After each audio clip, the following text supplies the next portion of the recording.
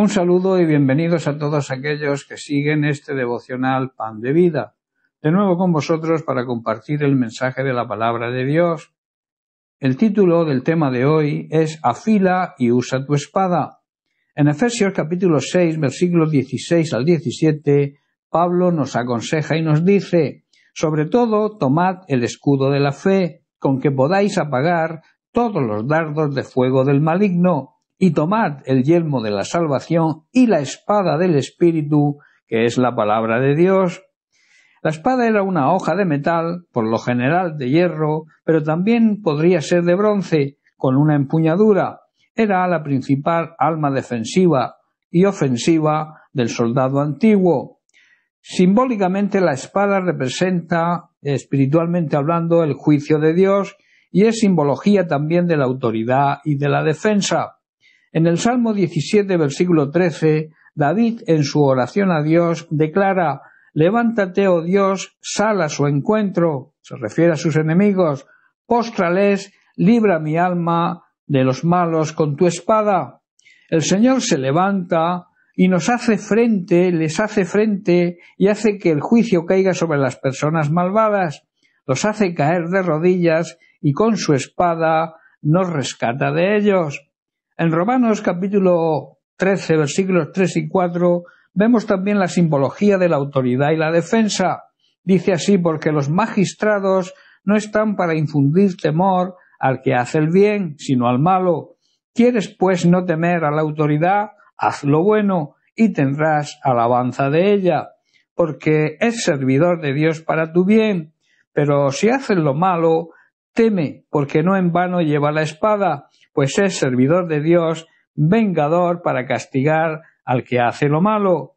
Las autoridades no infunden temor ni emplean la espada con los que hacen lo que está bien, lo que es correcto, sino en los que hacen lo que está mal. Si queremos no temer a las autoridades, debemos hacer lo correcto. Si queremos vivir sin temor a dichas autoridades, hagamos lo que está bien y ellas nos honrarán. Las autoridades están al servicio de Dios para nuestro bien, pero si hacemos lo malo, por supuesto que deberíamos temer, porque ellas tienen poder para castigar a los malvados. Están también al servicio de Dios para cumplir el propósito específico de castigar a aquellos que no lo hacen bien, y por eso, aquellos que infringen la ley, y por eso llevan espada, hoy serían las armas, y siempre las tienen preparadas para usarlas. También simboliza la espada y se usa como figura de la palabra de Dios. Las Sagradas Escrituras nos muestran que la palabra de Dios es la espada que debemos usar para defendernos y también para atacar a nuestro enemigo el diablo. En Efesios también, capítulo 6, versículos 16 y 17, Pablo nos hace unas recomendaciones. Dice así: sobre todo, tomad el escudo de la fe, con que podéis apagar todos los dardos de fuego del maligno, y tomad el yelmo de la salvación y la espada del Espíritu, que es la palabra de Dios. Ante los ataques de nuestro enemigo el diablo, debemos levantar y protegernos con el escudo de la fe para detener las flechas envenenadas y encendidas que nos envía. Debemos también ponernos la salvación como casco, o sea que en nuestra mente siempre tengamos lo que significa lo que Jesucristo hizo por nosotros en una cruz, que es conseguir la salvación para todos aquellos que en Él creen, y tomar, dice, la espada del Espíritu, la cual es la palabra de Dios. La salvación tiene que protegernos como un casco y tenemos que defendernos con la palabra de Dios, que, como he dicho, es la espada que usa el Espíritu Santo. Para esto es necesario tener afilada bien dicha espada, conocer y estar bien instruidos en la palabra de Dios. Esto es lo que significa afinar o afilar la espada. Los soldados antiguos limpiaban y preparaban y afilaban sus espadas antes de la batalla. El autor de Hebreos en el capítulo 4, versículo 12 nos dice: porque la palabra de Dios es viva y eficaz, o sea, tiene vida propia y actúa, y es más cortante que toda espada de dos filos, y penetra hasta partir el alma y el espíritu, las coyunturas y los tuétanos, y discierne los pensamientos y las intenciones del corazón. Y el apóstol Pedro en su primera carta, capítulo 5, versículo 8, nos dice: «Sed sobrios y velad, porque vuestro adversario el diablo, como león rugiente, anda alrededor buscando a quien devorar».